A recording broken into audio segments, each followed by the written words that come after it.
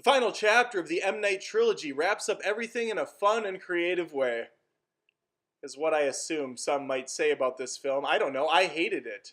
Let's jump in as I go deep inside Glass.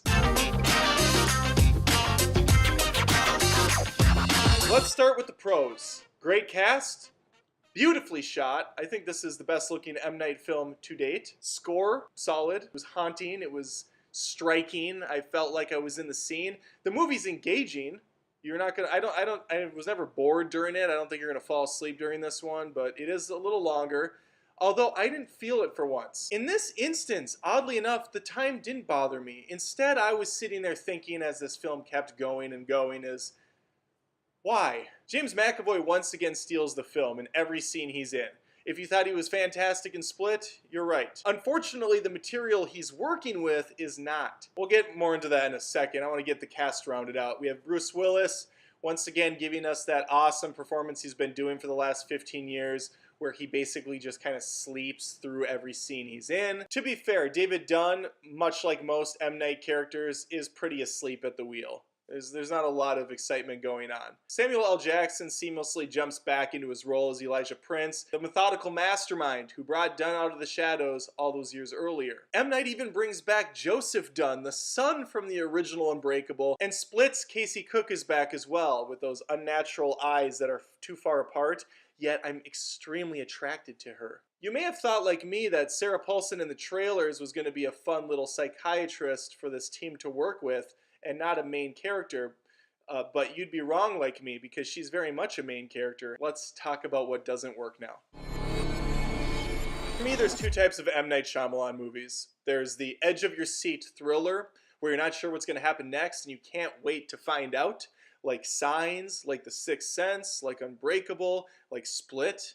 But then there's really weird M. Night Shyamalan with The Happening, where it just completely misses the mark, or After Earth, or Avatar, The Last Air... No, I can't even say the name of that one fully. I'm so disgusted still. So even though I was pumped for the third and final chapter, maybe, I don't know what he's planning on doing here, I was also very hesitant. And unfortunately, I got weird M. Night about halfway through this one. It started out good. It started out great, actually. I'm thinking, I'm all in on this. This is a fun way to start things out.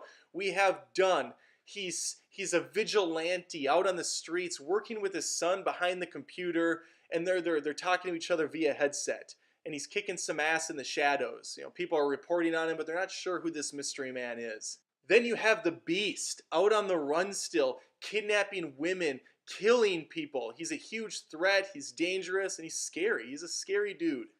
And you just can't wait for these two to confront each other in the final act of the movie that takes place in the first 10. What happens early on is what I thought we were going to build into.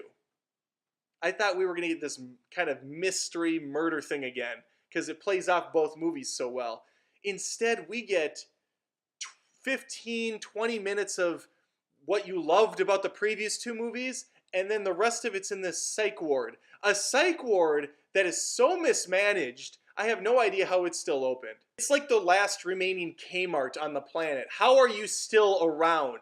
How have you not gone under yet? Just put your expectations at an all-time low and maybe you'll be okay.